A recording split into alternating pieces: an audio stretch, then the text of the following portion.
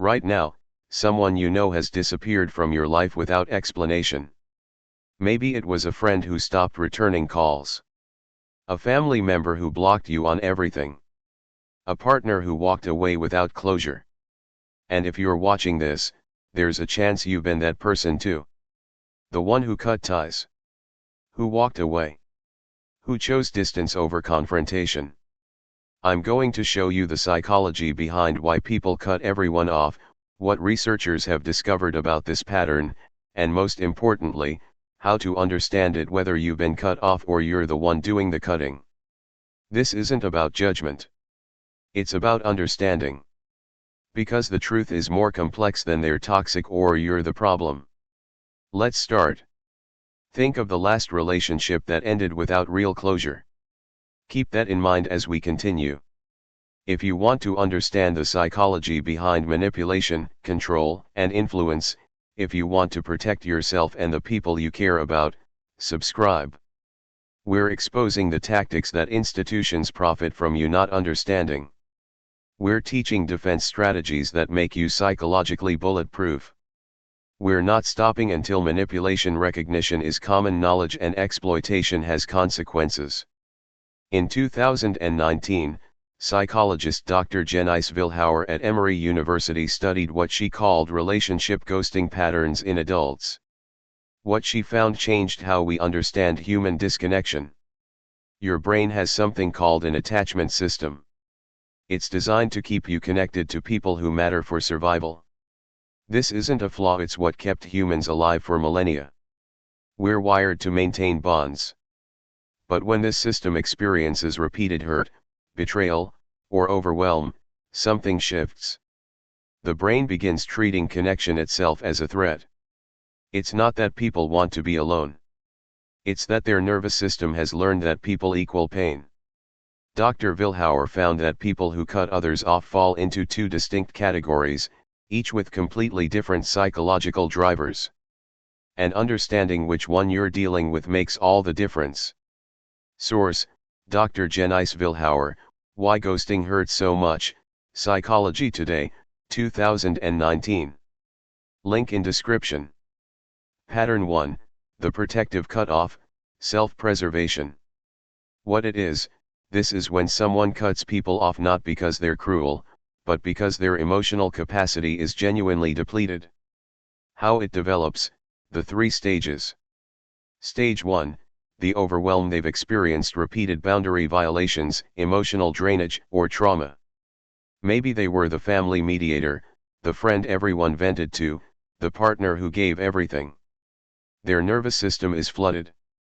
Stage 2, the shutdown. Their brain activates what psychologists call the dorsal vagal response, a deep protective shutdown. It's not a conscious choice to stop caring. It's a biological survival mechanism. Fight or flight has failed, so the body chooses freeze. Stage 3, the disconnect. They don't have energy to explain, to fight, to negotiate. They just need space to survive. So they cut contact. Not out of cruelty, out of desperation. Why you don't notice, from the outside, this looks like coldness or abandonment. But internally, this person is drowning. They're not cutting you off to hurt you. They're cutting everyone off to save themselves. Real-world examples, multiple contexts. In families. The adult child who stops attending gatherings after years of being the emotional caretaker while their own needs were ignored. In friendships, the person who disappears after a major life crisis because they can't handle one more "how are you," when they don't have an answer. In relationships, the partner who walks away without explanation after repeatedly expressing needs that were dismissed. Complexity addition. Important note, this person isn't trying to punish you. They're trying to breathe. Their capacity for connection is genuinely at zero. And yes, it's painful for everyone left behind.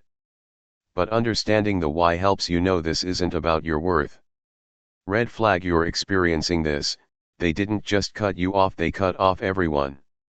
They deleted social media. They moved cities. They changed numbers. This is a full life reset, not a personal rejection. What it is, this is when someone has learned that the easiest way to handle conflict, discomfort, or accountability is to disappear.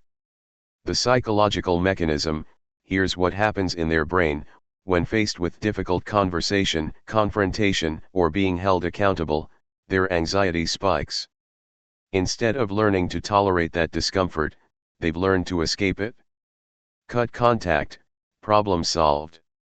This is often rooted in what psychologist Dr. Sue Johnson calls anxious avoidant attachment learned in childhood when emotional expression was punished or ignored.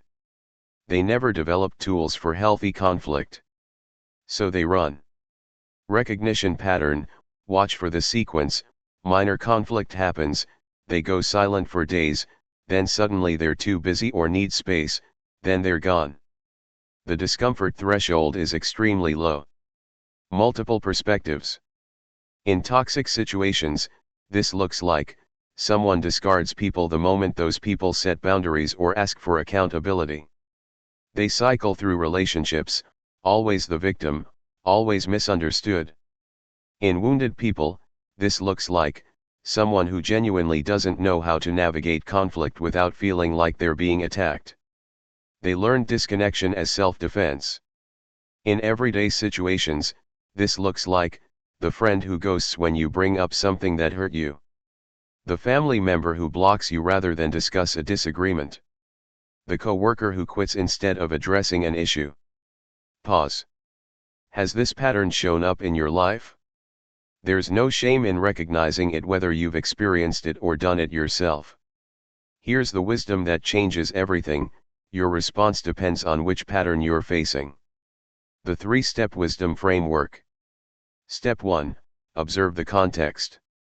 Ask yourself, did they cut off everyone, or just you? Did this happen during a major life crisis, or after you set a boundary? If they vanished from everyone's life during trauma, this is pattern 1, protective. They need space, not pursued. If they've repeatedly cut people off whenever conflict appears, this is pattern 2, avoidant. This is a learned pattern that needs professional help to change. Step 2: honor the reality. For pattern 1, this person is overwhelmed, not cruel. I can give space while holding my hurt. Both things are true. For pattern 2, this person hasn't learned healthy conflict skills. I can have compassion while also protecting myself from a pattern that causes harm. The healthiest response is acceptance without taking it personally. Send one message: I'm here when you're ready. No pressure. Then step back. You can't force healing or growth in others. Step 3: protect your own peace. Here's the truth: whether someone cuts you off from protection or avoidance, your healing isn't dependent on their explanation. You can grieve the relationship. You can feel hurt. You can wish it went differently. And you can move forward without closure from them. Closure is something you give yourself. Why this works: this framework honors complexity. It lets you have compassion without accepting harmful behavior. It acknowledges that sometimes people disappear for reasons that have nothing to do with your worth. Here's what most people miss: the person who cuts everyone off is often in more pain than the people they've left behind. Pattern 1: people are drowning. They need professional support, nervous system regulation, and time to heal. If you've been cut off by someone in survival mode, the most loving thing you can do is give them space to find themselves again. Pattern 2: people are trapped in a cycle they might not even recognize. They need therapy to develop distress tolerance and conflict skills. If you've been cut off by someone avoiding accountability, the most loving thing you can do is stop accepting that pattern. And if you're the person who's cut others off, there's no shame in recognizing which pattern is yours. Pattern 1 means you need support and healing. Pattern 2 means you need new skills. Both are addressable with help. Remember that decision you thought about at the beginning, that relationship that ended without closure? Now you can see it through a different lens. Maybe it was about their capacity, not your worth. Maybe it was about their fear, not your failure. Understanding doesn't erase the hurt, but it transforms it from what did I do wrong, to what were they going through. And that shift? That's freedom.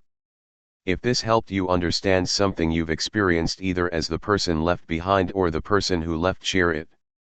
Comment what clicked for you. And remember, sometimes people disappear because they're finding themselves. Sometimes they disappear because they're losing themselves. Either way, your worth was never defined by whether they stayed. You're not too much. You're not enough. You're exactly who you need to be.